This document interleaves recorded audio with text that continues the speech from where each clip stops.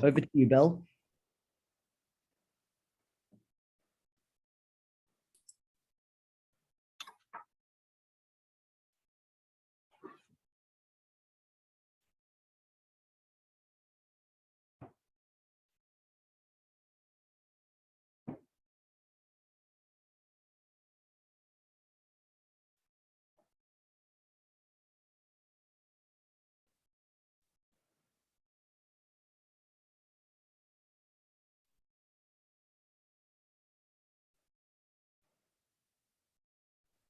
Bill, over to you. Good afternoon, and welcome to the March 1st Monday discussion program sponsored by the Public Diplomacy Alumni Association and the Public Diplomacy Council, along with the University of Southern California Center for Public Diplomacy. I'm Bill Wanlund, and I'm a board member of the PDAA. Thanks for joining us. Today, as you know, we're discussing promoting democracy in a turbulent world. We're in a period where, as Freedom House has documented, democracy is in retreat all around the world and has been for over a decade.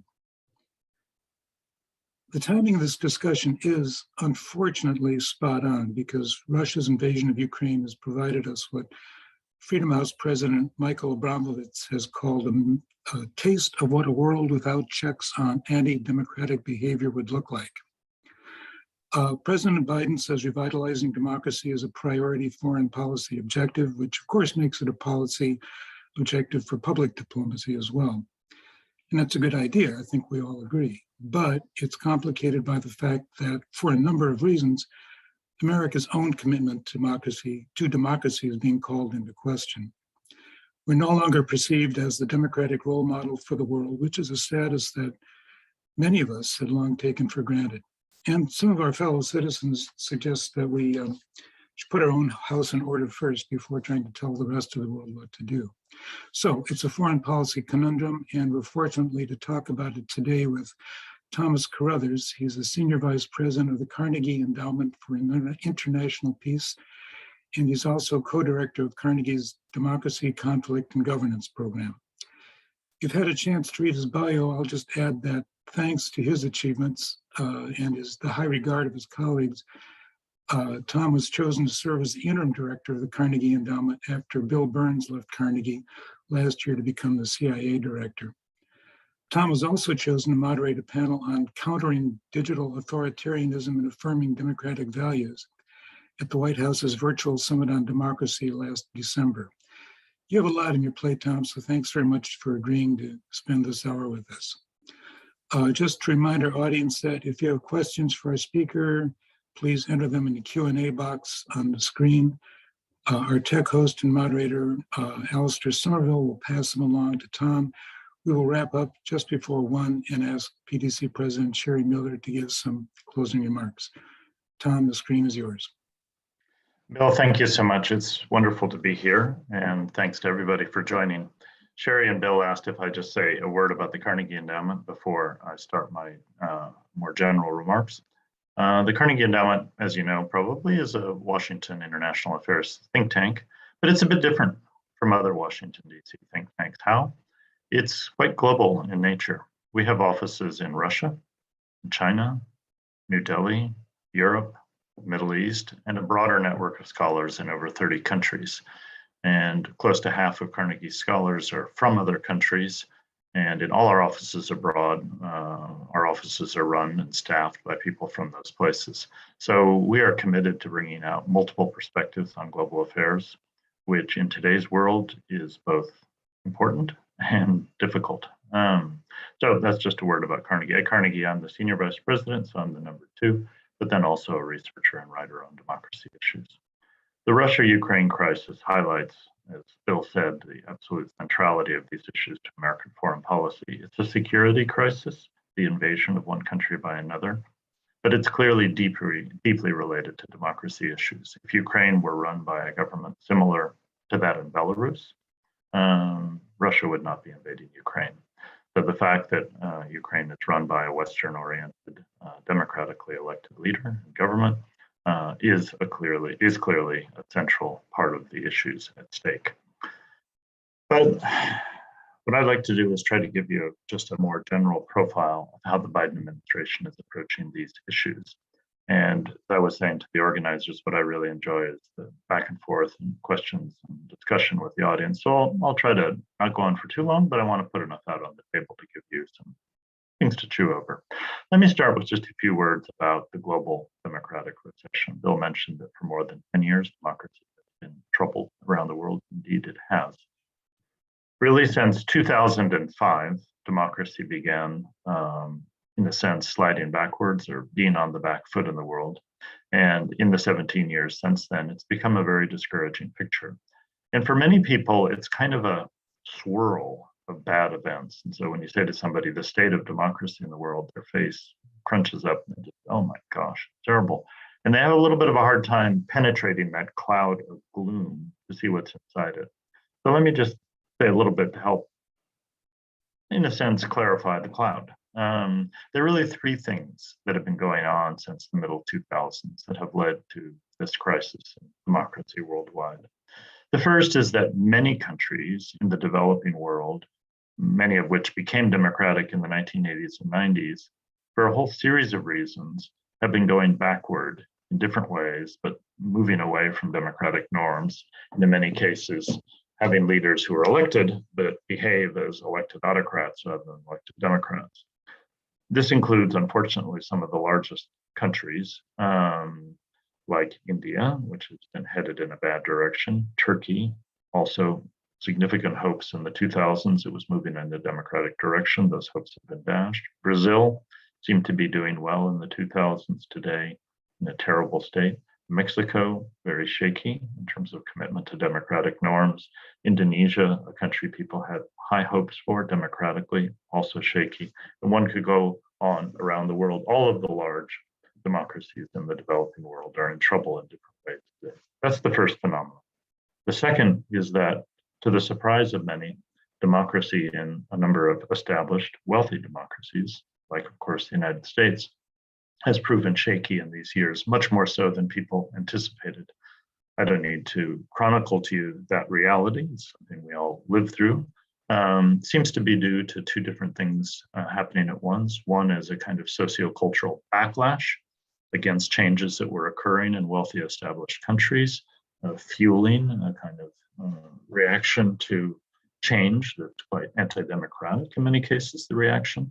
I'm thinking of actions against greater inclusiveness, against immigrants, against greater rights for more people, and so forth, combined with socioeconomic frustration by many people in the working class and middle class who feel they haven't been getting a good deal. They're angry at their elites, and they're willing to embrace leaders, populists, in most cases from the right, who have anti-democratic habits. And so the West has been gripped by this combination of sociocultural and socioeconomic angst and alienation and anger, and has led to a number of governments, particularly in the United States at times, but also in some other European countries, of questionable democratic fidelity. Then the third phenomenon is the fact that Russia and China and a few other authoritarian states have consolidated in a much more authoritarian way than people anticipated. Back in 2005, people still had hopes that China was on a path of not just economic integration in the world, but political change in a positive sense, that economic integration would lead to democratization in China. And Russia was still, in the phase of George Bush looking into the eyes of President Putin and seeing somebody he thought he could work with. And there was still the hope that Putin was a reformer in some ways and would want to bring his country into some kind of reform dynamic. Those hopes are long gone with both countries, and instead we have the autocratizing dynamic that we've had. But those were three things at once. Many countries that we hoped would be successful democracies in the developing world moving backward, wealthy established countries experiencing some serious tremors, and a number of significant autocracies consolidating their grip. And these three things unfortunately work together. And so when there's trouble in one level, it affects trouble in another. When the United States goes through bad times democratically, that radiates out bad messages and bad actions by the United States in other countries. When Russia and China are stronger, they act in ways that are harmful, and so forth. There's no single cause. And please resist if you hear people say, you read a column by whoever that says, here's why democracy is doing so bad in the world. It must be because of social media or rising inequality or quote populists or this or that. Probably all of those things are contributing or are part of it, but don't fall for simplistic explanations.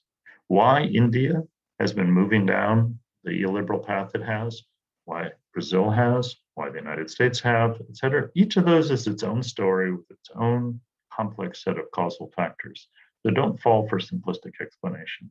Doesn't mean there isn't analysis to be done, but be wary of anybody who tells you it's really all about this. Truth is, it's about a lot of things. All right, let's turn to the Biden administration and their pro-democracy policies. I've been working on international democracy support for a long time, and I have never seen a time when the debate in the United States over this topic is so divided between really distant poles of opinion.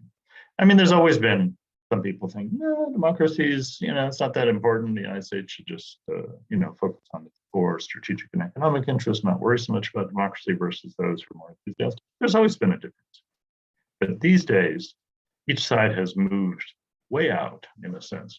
On the side of those who are somewhat skeptical that the United States should spend much energy or attention on democracy, the skepticism has ratcheted up for several reasons. First, they say, look, the United States is having trouble at home. It's in no state to be outgoing the people do, quote, and no state to be worrying about democracy out there when the problem is democracy at home. So just give it a rest is basically the view. Added to that, they say, well, wait a minute, the withdrawal from Afghanistan, Iraq's not in good state, Libya intervention didn't go well. Look at the record, disaster after disaster. So what business do the United States have pursuing this topic? And they'll say, if they're of this particular view, they'll say there are other things that are bigger. Climate change, for example, is huge. It's not where, climate change, we may have to cooperate with China and others. So don't divide the world up into democracies versus autocracies when we have common challenge. So the skeptic view is powerful, and it's not just a narrow group of kind of realists. It's a lot of people in the Washington community. I know people associate me with the democracy topic. When they see me, let me tell you, they pile on. Why are you still doing this? Give it a rest. So that's one view. Then there's the other view, which has gone from being, the United States really should pay some attention to this, to the president of the United States, Joe Biden, saying this is the defining challenge of our time, democracy versus autocracy. It's not just a good thing for the US to do, the defining challenge of our time. If the United States does not commit to supporting democracy, we may see a 21st century dominated by autocracy. So this has gone from any sort of a luxury venture to an existential venture for democracy. So the two sides have pulled pretty far apart, like so many things in US political discourse, so that it's hard to have discussions actually across lines. It isn't a left-right thing always. There's actually not a simple left-right division. There are people on the left or on the right who are here and over here. So it isn't that kind of polarized debate, but it is polarized. There are really different points of view. Into this context comes the Biden administration, elected takes office just over a year ago. And what have they done on democracy? Well, across the foreign policy domain, the major sort of theme or preoccupation of the Biden folks has been sort of repair and reconstruction of American foreign policy after what they regard as a fairly debilitating, difficult period under President Donald Trump, and repair of institutions, of alliances, of diplomacy, many things which you're familiar with. How has this played out in the democracy space? Well, in the democracy domain, they inherited really 5 different areas for repair, if you will, damage that had been done during the Trump years. If you happen to be a fan of the Trump administration, I'm afraid I'm fairly critical of what the Trump administration did on democracy, but happy to talk about it when we have the question and answers. But I perceive that they viewed, the Biden folks viewed, that they had 5 areas of repair. The first deficiency that they felt they faced was the status of the US as a democracy. They inherited a troubled situation where we had the former president rejecting the legitimacy of the election, and US democracy on display to the world after January 6th last year as a seriously troubled democracy. So their first issue of repair was to try to start some process of getting US democracy back on track to make the United States more credible. Second area of repair was core institutions of American foreign policy had been run down in a number of ways, particularly the State Department, which suffered significant institutional decay and damage during the years of the Trump administration, departure of personnel, mistreatment in various ways, politicization. I'm sure you know about this. And other agencies as well had come under pressure, USAID in some ways, particularly in the last year of the Trump administration, but other federal agencies as well. And so a fair amount of institutional damage and decay that they felt needed to be rebuilt, given that those institutions are the central ones for advancing democracy abroad. Third area of damage or decay was in partnerships and alliances. Of course, President Trump didn't like leaders of other democracies very much. He liked leaders who seemed to be more fit his idea of what a strong leader was, whether it was El-Sisi in Egypt, President Putin, Orban in Hungary, or others. He didn't seem to like major democratic leaders very much, and US alliances and partnerships were obviously degraded in many ways. So this has been, and given that these other democracies are central to the US being effective in supporting democracy, it has to work with other democracies to do so, as we see in the case of Russia and Ukraine. This has also been a big area of preoccupation. So repair to image, repair to institutions, repair to partnerships, then fourth, repair to the basic diplomatic sort of framework, if you will, of the United States engaging in other countries when they face democratic crises, democratic setbacks, or even encouraging democratic openings. The United States rising to the moment, responding with alacrity and effectiveness to help them, pressure, etc. This function, the core function of pro-democratic diplomacy, really had degraded during the Trump years because the president had never evinced any particular interest in the state of democracy globally, and therefore when there was a crisis in Congo or a crisis in Myanmar or wherever it happened to be, his administration was not getting signals from the top that the US should be there and find ways to support democracy. So that's the fourth area that had needed repair. And then the fifth area is the big one, which is about strategy. Does the United States have a geostrategy in which democracy is an integral element? During the Trump years, the United States had a confusing geostrategy. It was sometimes quite hawkish towards Iran, for example, sometimes the opposite of hawkish towards North Korea, for example. It was a confusing geostrategy, but democracy did not play a very significant, certainly not a consistent role in that strategy. So there's the question of whether or not the Biden folks can develop a national security strategy in which democracy plays a role. So those are the 5 challenges they faced to make them public. How have they done? Well, it's always a mixed picture. Life is a mixed picture, but they've done progress in some areas and some difficulties. Let me just talk through those 5 areas. On repairing the image of US democracy, the reality of US democracy, as you know, it's a very tough road. The kinds of repairs that need to be done are not things the Biden administration can simply do.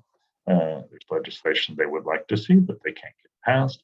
There are changes in the spirit of their political opposition that they wish they could see. And as you know, it's hard to say a year after the events of January 6th and after all of the troubles previously, the United States is in a fundamentally better position than it was. We have a president and an administration which is pro-democratic and trying to keep the institutions together, but we have, as you know, looming dangers and uncertainties in the American body politic that the world perceives. The world is very well informed about the troubled state of US democracy. And therefore, I would say the world sees the United States as kind of on pause. The bleeding has stopped in democratic terms, but the health of the patient is very uncertain in the eyes of whether it's our allies or our rivals or enemies. There's a lot of caution with respect to the state of US democracy. So not really the fault of the Biden folks, I would say, but it highlights the enormity of the task. So that's the first area. The second area, with respect to repairing institutions, certainly a better dynamic has taken place. State Department is on a better footing. It's operating more the way it should. Same is true of other federal agencies. We have leaders in place who are committed to the institutions, who are, interested in developing institutions, not taking them apart. On the other hand, the kind of deep reforms in US diplomacy that people have talked about, and some great articles were written during the Trump years on the need for fundamental reforms in US diplomacy, not really happened. I wouldn't have expected it to happen, both because the new administration has to put its political capital into other things right away. Reform in US diplomacy, it never tends to make the top 5 or top 10 list of any new administration, and also because there's no bipartisan agreement on what it might consist of. So the repair of institutions, I would say, again, the bleeding has stopped, better dynamic, and I've been struck, I'd just say, interviewing young people to come to Carnegie, spend a year or two as young scholars. I've been happily surprised by the number who want to join the Foreign Service after they finish at Carnegie. It's something I didn't hear for years, but you hear again, which is encouraging. But institutional repair, difficult and slow. Third, repairing partnerships and alliances. The Biden people have put a lot of energy into repairing partnerships and alliances. The Russia policy of the Biden folks is testament to that. And I'd say hats off to them for what they have invested in that crisis in terms of partnerships and alliances. In the democracy domain, though, it's been a little bit troubled. There was a summit for democracy. Bill mentioned I took part in one of the panels on that. And the summit was a valuable event in terms of signaling that the United States is willing to host a big summit on democracy. But the actual preparation of the event wasn't a very happy experience in terms of partnership and alliance building. They were a bit overwhelmed, the Biden folks, who trying to get the event together in time, didn't really have the time they needed to consult with and work with partners and allies as much as those partners and allies would have liked. And I'm afraid it left a bit of a bad taste in the mouths of some of those other governments, and a little bit of an opportunity lost, I would say, in this domain. And I unfortunately have to be a little bit critical of this, even though I think the summit itself was okay as an idea, was certainly carried off with some skill. But the planning process did not build partnerships and alliances the way people hoped. Finally, the last two, and I'm getting close to finishing, the last two things, repairing the basic diplomatic framework by which the United States engages in supporting democracy in other countries, a lot better than it was a couple of years ago. We keep an informal list at Carnegie of each month. We put together a little thing we call the Democracy Policy Tracker, in which we look at places where the United States government has made statements about rights violations, about democratic backsliding, and where it has imposed sanctions on people who have acted against democracy. And in the last year, we've seen 40 or 50 countries where the United States, ranging from the coup in Chad to the coup in Myanmar to adverse events in Mexico and other places, where the United States has spoken out and stepped forward for democracy, at least in a diplomatic sense. That's good. That's significant progress. It's not revolutionary, but it's significant. And then the fifth area, geostrategy, that's a big one. That's complicated. The Biden folks would say, if you interviewed a senior Biden official and said, hey, do you have a consistent geostrategy, and does democracy have a significant place in it? They'd say, yes. Our geostrategy is clear. We're trying to have a well-reasoned and effective approach to China and to containing China's growing influence in different ways. You see what we're doing on Russia and trying to resist its aggression. We're trying to renegotiate the deal with Iran. We're trying to pivot away from the Middle East. There's a strategy. Democracy is part of it. Containing China is pro-democratic. Working against Russia is working against Russia's anti-democratic game. So yes, we're doing that. Critics would say, yeah, get that. I see that. But there's some real tensions there. You know, when you go to, quote, contain China and build the Indo-Pacific Alliance, you have to be very nice to the government of India. The government of India is not doing too well democratically. So there's a lot of tension there in the geostrategy, as there always tends to be in geostrategies, and you're embracing certain governments that are actually on the wrong side of the fence these days. Similarly, you want to deal with Iran, well, you have to embrace the governments in the Gulf countries as much as ever, and they're not very pro-democratic, and so there are tensions. Second, what about some other regions? We critics don't see much action in Latin America or Africa or South Asia or other places. Where are you really leaning forward on democracy? And then third, critics would say, what about resources? At the summit, there was announced a presidential initiative for democratic renewal. Sounds big. Total funding, $420 or $450 million. Not all that much money in real terms. And a lot of that money was just money that was already being spent, which they packaged under the initiative.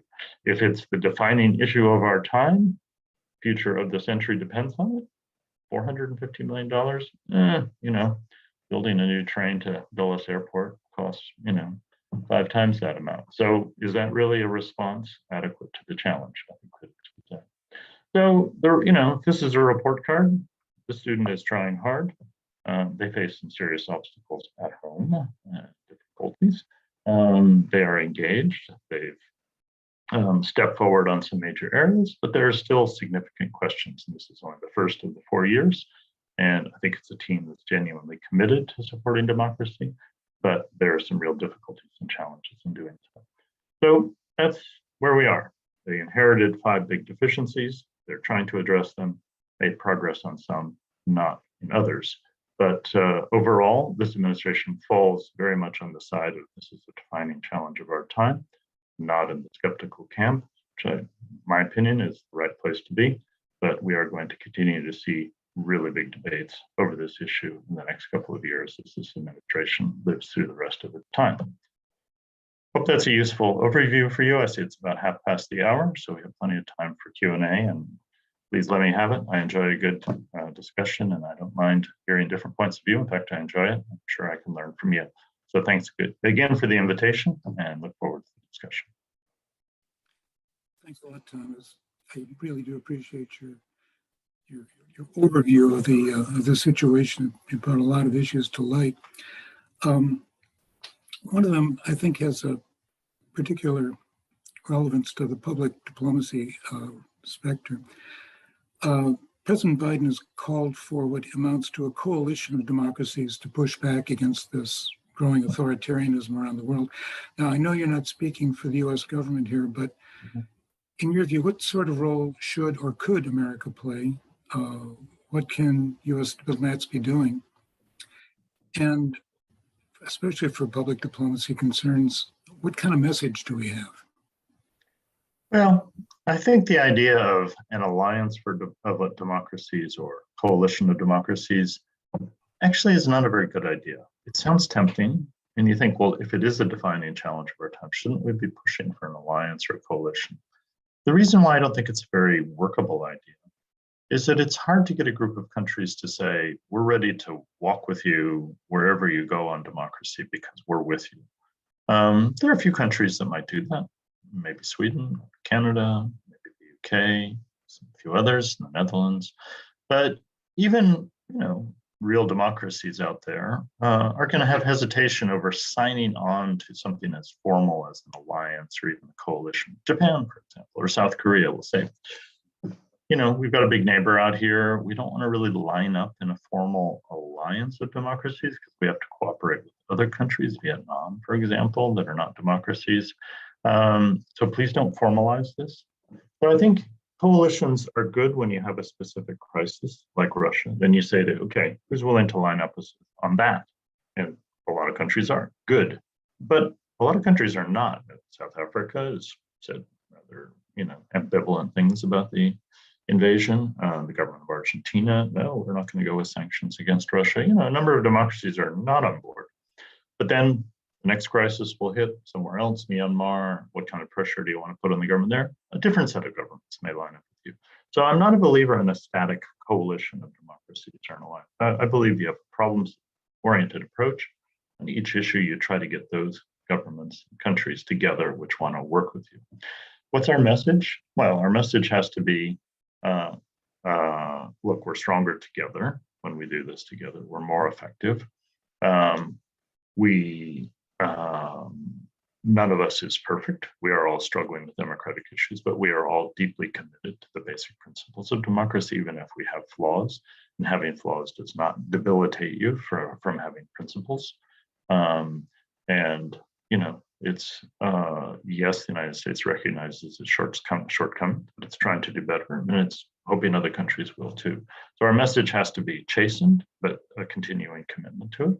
And it has to be, look at the fact there's so many governments working together on this issue. The Russia crisis has brought this to the fore in some really productive ways, but generally it has been a shortcoming of US diplomacy, Bill, I think, over the years, both types of administrations politically, to too often talk about the United States as the promoter of democracy or the supporter in a way that I think is unhelpful and I think sends the wrong message. Because when you go around the world and look, all kinds of democracies are out there supporting democracy. Canada, Ireland, Spain, South Korea, India, actually, in some ways. Dozens of democracies are in different ways, have assistance programs, pro-democratic diplomacy, and other things. And, it's actually the basic nature of democracies to try to want other countries to be democratic. They're happier living in a world with more democracies. They feel they have a good message to share. And it is actually the occupation of democracies to do this, not specifically the United States. And I get a bit irritated. I was on a Chinese TV show not long ago, and the questioner, she said, why is the United States so preoccupied with democracy support? And I said, actually, every democracy. The United States, it would be odd if the United States weren't. Why don't you ask Irish diplomats? Why does Irish aid give support for democracy? Why does the Netherlands do it? Why is Australia doing it? Why don't you ask everybody that question? Because we're all doing it. So stop thinking we have to be the biggest, but we're one of many.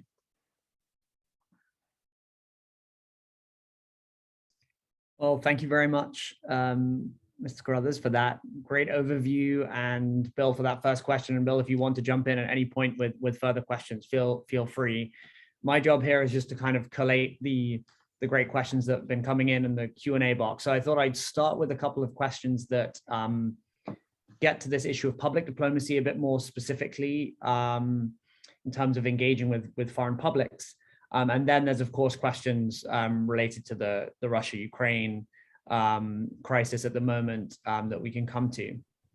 But to pick up on that idea of kind of an international coalition or even some kind of formal organization around democracy, Bruce Gregory has a question here where he mentions Mike McFaul, who was, of course, US ambassador in Russia, and that he's called for bold reforms, including an international platform of freedom, a sort of multilateral organization to support non-government democratic activists.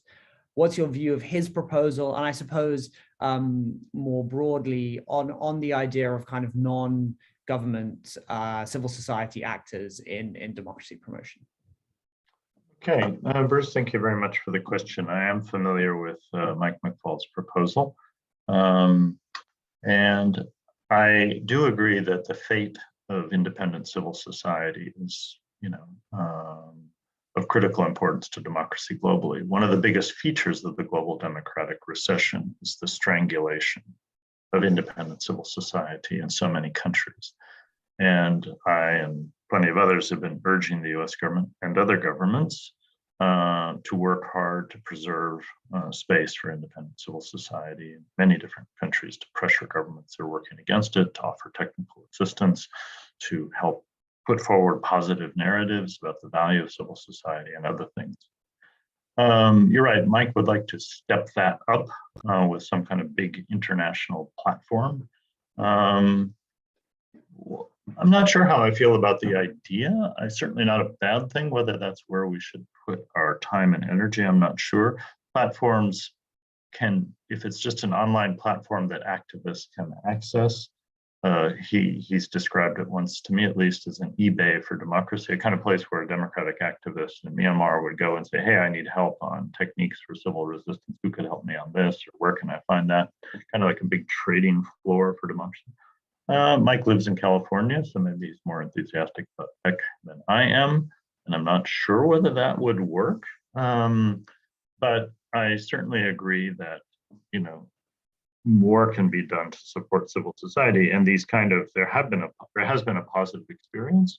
USAID created something called regional hubs for civil society in 5 or 6 regions in the last 5 years, and actually quietly they've been within different regions quite good resource centers for civil society that people can access information, in some case funders through these hubs. I think regionally tends to work a little bit more than globally, but maybe you can make an alliance of the regional hubs in some ways that coordinates it. So not against the idea. I think online sometimes has its limits. If you're an activist, it's more than online support and more than online access, but it's certainly part of the picture. It would be good. Another question with a specific public diplomacy angle from Mike Korf. You know, the audience today has, of course, been working on democracy issues through the lens of public diplomacy for their entire careers. So he's wondering what active colleagues in the State Department public diplomacy offices today are doing in regard to strengthening democracy. Is there anything that I think we being the US, should be doing that the US isn't currently doing? And yeah, just I think a focus on how public diplomacy officers today are navigating the environment you laid out. Very good question. Thank you, Mike. One of the most important ways that public diplomacy officers need to engage and are in many places, but we need to take further, is countering the new narratives. As you know, we're in a battle of narratives out there. On every issue, there are contesting narratives. And on every issue, there's a need to engage a lot to effectively respond to the noxious and often anti-democratic narratives that are out there. And doing so means upping our game in terms of training people to do that, thinking through in advance what kind of narratives we're talking about, and having the tools and having the flexibility to do that. The old days of needing to clear everything this way and that way to make sure you can respond and this and that. I mean, Mike McFaul is a good example. When he was ambassador to Russia, he was very active on Twitter now in ways that kind of sometimes his bosses were like, whoa, Mike, slow down on Twitter a little bit. But he was out there, and he was very present in Russian public discourse as a result, because he was fast, he was good, in a sense, on knowing what was in people's minds and hearts. And so everybody needs to do that. Everybody needs training in that, because the people on the other side are very good at it. I must say, I spent some time in Hungary. My wife is Hungarian. We spent some time there, and we have a very noxious government there that is very sophisticated in information terms and communication terms. They have a style of picking up on every little issue and twisting it around to their advantage. And unless you're quick and have equal capacity on the other side, this battle of narratives is being lost, because the battle of narratives is really about a battle for legitimacy. What's happened to democracy is legitimacy attack. It's not just that people say, democracy doesn't always deliver what I want. It's that the new shtick is, no, democracy isn't a game of elites who are treating you badly. They don't care about you. It's just a bunch of liberal, as they call them, liberal fascist elites these days. And in democracy, the debate over democracy is a debate over legitimacy of the political system. And to fight a battle over legitimacy, it's a battle of ideas, complex battle of ideas. And we need to be there, and we need to think carefully through how to do that and how to play effectively. And of course, one part of the battle of ideas is in the realm of social media. And there is one question here that that picks up on that idea a little bit from Julianne Palnescu. I hope I'm pronouncing the name correctly. She asks, on a television program last night, Nina Khrushcheva, who I think is the great-granddaughter of Nikita Khrushchev, if I'm not mistaken, said that the isolation of Russia culturally and socially, and she cites the examples of Disney and TikTok limiting or suspending their operations in Russia, that this will strengthen Putin. But in the interview, Professor Khrushcheva agreed with moves that isolate Russia economically. So sort of the separation of the cultural and social sphere and the economic sphere. What are your thoughts on these moves? Really tough question, Julianne. Wow. You know, the simple statement, which is powerful, and I hear a lot in the last week, is don't punish the Russian people, punish the Russian government. True. Punishing the Russian government is hard. Sanctions. It's hard to impose sanctions on that group of people that don't affect the general public if they're to have any teeth with respect to the core power holders. And if you look back at the experience of, say, trying to isolate South Africa and the sanctions against South Africa, when white South Africans talk about those years, the 1980s in particular, which were the maximal time of pressure on white South Africa, they'll refer to you things like our sports teams couldn't play in any tournaments anywhere. Nobody came to play concerts in South Africa. Nobody ever got to see South African movies because they weren't exported. And that hurt. Now that it's not an immediate thing, but it has its toll on a country, and it's felt the kind of sociocultural isolation that can be imposed on a country. And so it's hard for me, you know, I don't know what will make President Putin change his mind, if anything, or what will make others in Russia bend against him in ways that they're not, and so forth. But given the egregiousness of what the Russian government is doing, and the fact that not showing Disney doesn't starve any kids, a period of, you know, really harsh sanctions in this way, even if they include some of these sociocultural things, strikes me as justified. And so I don't really agree with the idea that, you know, there's a clear line to be drawn between things that are sort of cultural and things that are not. Because, as I said before, this battle of narratives, it is a cultural battle. It is, you know, about sociocultural legitimacy and so forth. And so if there's a, you know, particular orchestra conductor who's been out, you know, holding forth a certain line and saying, you know, I stand for this, then, you know, he's playing a game, and he has to realize that the game has consequences. And if he expects to play that game but be welcome in certain places, then I don't quite see where his claim to that should be respected. We could go on about this, but that's my immediate reaction. Ambassador Greta Morris has two questions here, really about Carnegie's work. Firstly, you mentioned the Carnegie office in Russia, the Carnegie Moscow Center. What have you been able to do during this period in the lead up to the war, and particularly since the reinvasion a couple of weeks ago?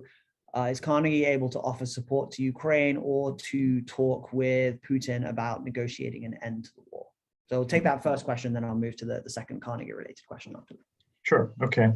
Yeah, the Carnegie Moscow Center was opened in around 1993 at the end of the Cold War. It was hoped that it would be a bridge between the United States and Russia at a time when Russia was emerging from the Soviet Union.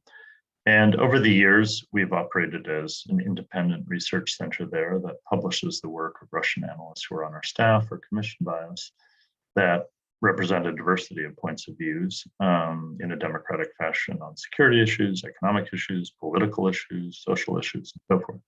And we're very proud that the Carnegie Moscow Center has worked for almost 30 years doing that through thick and thin, through some very difficult times like the war in 2008 with Georgia and other times. This situation today is the harshest. It's the harshest in terms of the closure of Russian political life. As you know, a bill was passed last Friday criminalizing statements about the war that use the word war, or use the word invasion, or use the word casualties, and so forth. And so it is currently in Russia today close to impossible to publish something in Russian in Russia that says anything like the truth about what's happening. So in that circumstance, we would rather not publish things that are not true, don't say the truth, because the boundaries have been so tightened that it's close to impossible to say anything like the truth. On the other hand, our scholars, who are valiant and have taken risks for years doing what they do and continue to do so, have written. I recommend to you an article last week in Foreign Affairs by our scholar Andrei Kolesnikov, who's in Russia, a Russian, writing about how Putin's invasion is affecting Russians' view of him. And it's a very bold and brave piece written by, like I say, a Russian working for Moscow last week. So we're proud that we can do that, but that couldn't have been published in Russian in Russia, because right now such outlets are not being permitted. So that's the approach we're taking. Our people are continuing to say what they think, either background to journalists, or in some cases to journalists openly, or in some cases writing in platforms outside of Russia. So we're trying to maintain the standards which we've been proud of for many years. We're not involved in track 2 negotiations with the Russian government. There's currently no space for that by Russians who work for us there. We do have people who work on track 2 negotiations outside of Russia who may be making feelers out to see if there's any possibility, but it wouldn't be possible for our Russian staff to do that. That wouldn't be an activity that they would be able to carry out right now. This is, in Russia, a war atmosphere, a war mindset, and with wartime restrictions on what Russians can do or not do, unfortunately. Thank you for that. And shifting focus a little bit, Ambassador Morris's other question, you haven't said much about Africa so far in the discussion. What is Carnegie doing in terms of democracy promotion in Africa? What do you think the administration can and should do to promote democracy and civil society in Africa, including through public diplomacy? Thank you. Well, I'm glad you mentioned Africa. It's very important. And I would start by saying Carnegie is not ourselves per se a democracy promoting organization. We're an independent think tank that tries to present research and analysis that's objective, fact-based, and useful to policymakers. We believe that's a pro-democratic thing to do, and that injecting rationality and deeply researched thinking into policy processes helps them represent people's interests better. So it's pro-democratic in a deeper sense. But with respect to Africa, we have been increasing our activities in Africa quite rapidly. Recently, we created a new Africa program. Before, we just had work on Africa as parts of other programs. We've created a dedicated Africa program. It is focused not on the US security lens in Africa. Some Africans sometimes say the problem with you Americans is you come to our region and you either think we're all starving to death or you think we're going to come kill you. So your Africa policy is either humanitarian or it's security oriented.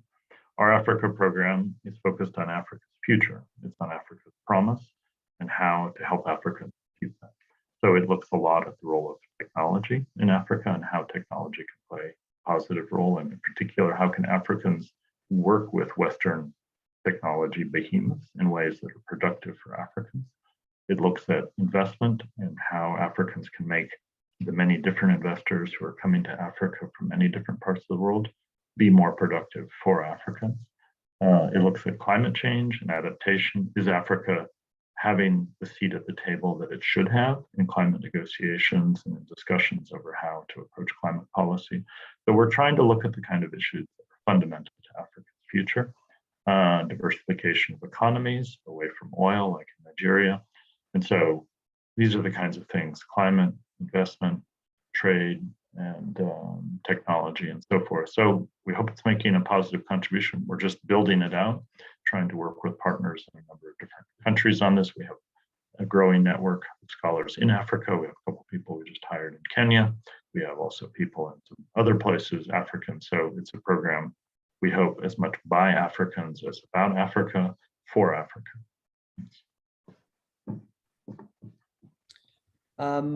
take a question here from Ambassador Brian Carlson, and then I think Bill has another question to raise after that as we get closer to wrapping things up here. This is more of an academic, theoretical question about trends in democracy over the last 30 years or so. So the 1990s theory was that a democracy combined with a market economy leads to social and economic progress for nations. So we treated Russia like an economic partner, admitted China to the WTO, but however abandoned, those countries have abandoned both democracy and market economy since then.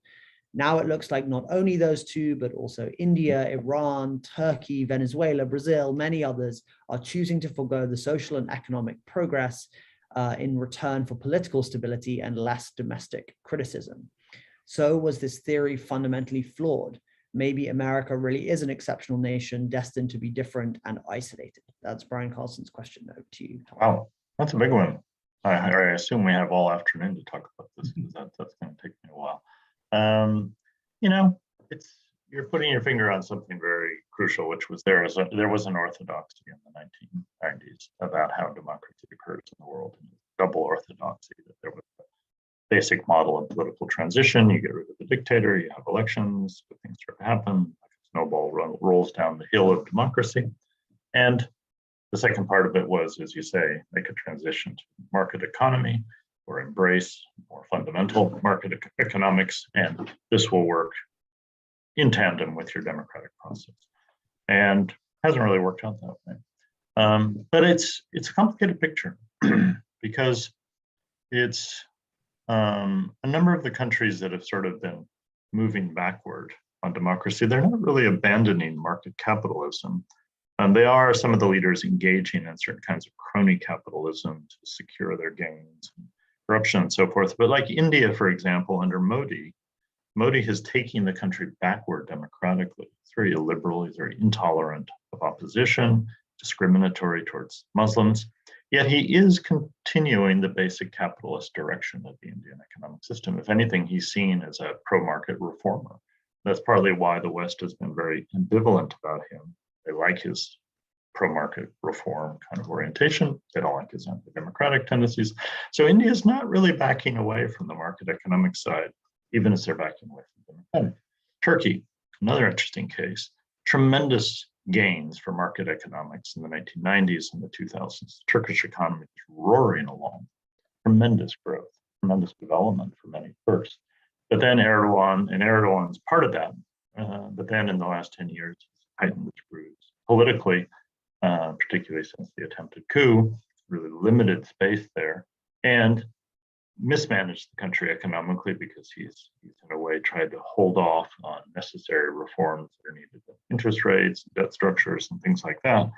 So he's injected a bit of populist direction for the sake of his own political fortunes into the economy, which has distorted it. So there, it seemed like democratization and market economics were going along together. Market economics has been a bit distorted, but it's really the political project of the leader that pulled the country away from democracy so much. So we could go through country by country. And I would say that the United States isn't alone, because it is still the case that if you look at the 40 to 45 wealthy established democracies that make up the OECD, they're all market economic systems. Some more social democratic than others, but they're all capitalist economies, from Sweden to Australia to Canada and in between, South Korea and Japan. So the market economics is still going along with democracy in most of the most successful democracies in the world. It's struggling, and there are ripples when people feel, as I mentioned, working classes, middle classes feel they're getting a bad deal, and they feel inequality is rising, and they want different kinds of market economics. But it is still the case that democracy and market economics are basically going together in the most successful democracies in the world. But it is also the case, as you say, that the simple orthodoxy was clearly too simplistic, clearly too kind of mechanical in its thinking. In many countries, one or both parts of the orthodoxy are stumbling. Bill, your question? Okay, I'll try to make it quick. Thank you again, Tom. Your comments about Turkey provides a nice lead into what I wanted to ask. And that is, how do we credibly promote democracy while at the same time supporting an important strategic ally whose government is undemocratic? Perennial dilemma in American foreign policy, going back to the 1950s and 60s when we were, quote, the leader of the free world, but the free world included a lot of dictatorships who were friends of the United States. And we were constantly compromising our free world principles for the sake of convenient, anti-democratic, tyrannical allies. So this is a perennial dilemma, and it hasn't particularly gotten any easier in the last 10 or 20 years. We still have countries like Saudi Arabia and the United Arab Emirates, which are not democratic, which are important allies of the United States, Egypt, and we give considerable military assistance to Egypt, countries like Vietnam that we'd like to be friendlier with for anti-China reasons and other reasons. And so there's still plenty of countries where we have a dilemma between our democracy interests and our security interests. I don't think there's any simple way to square the circle. I think in general, a couple of things we can do. We can, I've written a bit about this, I've written a paper and an article last fall called The Democracy Security Dilemma in US Foreign Policy or something like that with colleague Ben Press. And we have to try to be aware of the dilemma early on and build it into our policy so that we are capable of doing both things at once. So with the Egyptian government, it is possible for us to push the Egyptians and say, we do want to continue the military assistance relationship, but we really do seriously care about the ways in which you're repressing people at home. And we are willing to withhold assistance when it gets really extreme. We are willing to criticize you publicly. We're sorry, but we just feel that way. And we don't think it's in your own interest to repress all of those people. We think it's causing tensions that are going to come back to bite you down the road. And we're going to be public about it. Sorry. And I don't think those friends are just going to walk away because they need us too. There's been a tendency to assume sometimes that we're a bit tough on friends. We're just going to walk away and embrace Russia, embrace China. But I think in many cases, that's not that simple. So we've got to, square the circle or thread this needle in ways that are more intentional in many places. The Biden folks have tried to do that with India when Secretary Blinken went to New Delhi last summer. He prepared for the meeting carefully and raised with the Prime Minister and his team there some of America's concerns about the democratic situation in India. I think he could have done a bit more, but he did really raise this and try to inject it into the relationship.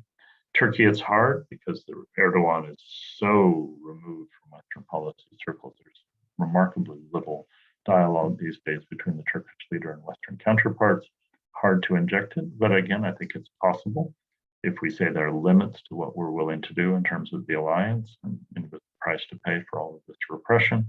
We're not going to solve this problem. We're going to have allies who are not very democratic, but we've got to at least show that we're not throwing our principles sort of out the window the minute we embrace somebody with military assistance or strategic cooperation. Thank you.